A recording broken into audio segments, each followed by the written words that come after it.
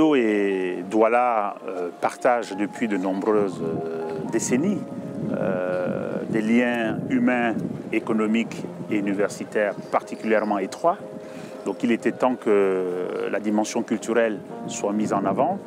Et c'est la raison pour laquelle, par une volonté d'Alain Juppé, j'ai souhaité engager dans le cadre des partenariats avec l'Afrique subsaharienne, la ville de Bordeaux, dans ce formidable projet qui est celui de Lire à Douala. Lire à Douala, c'est une aventure extraordinaire parce qu'elle fait le pont entre deux pays qui sont les miens.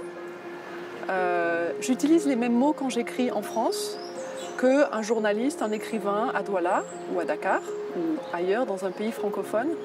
J'utilise les mêmes mots mais on ne raconte pas les mêmes histoires, on ne décrit pas les mêmes paysages et on ne parle pas des gens, des mêmes personnages, on ne leur fait pas dire les mêmes choses et pourtant ce sont les mêmes mots qu'on utilise. Ici, on est à Bordeaux, dans les jardins du Palais Rouen.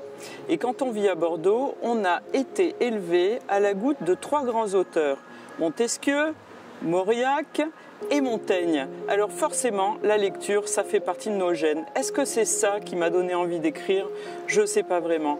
En tout cas, ce que je voulais vous dire, c'est que je suis très flattée d'être une des marraines de cette extraordinaire aventure. Ma sœur de lait va arriver bientôt. J'ai accepté d'être marraine de Lire à Douala parce que je suis camerounaise, parce qu'il n'y a quasiment plus de librairie au Cameroun alors qu'on a besoin de mots pour guérir, pour rêver, pour réfléchir, pour vivre. Voilà, la littérature, c'est le plaisir de l'âme et je suis très fière qu'on m'ait proposé d'être marraine de cette première édition. La lecture, c'est un lien, c'est les gens qui sont d'ici et d'ailleurs. Moi-même, je suis quelqu'un qui a beaucoup bougé. Je pense que les hommes se retrouvent à travers la lecture, quelque chose qu'on perd de plus en plus avec les nouvelles techniques de l'information, avec Internet, où les choses vont beaucoup trop vite.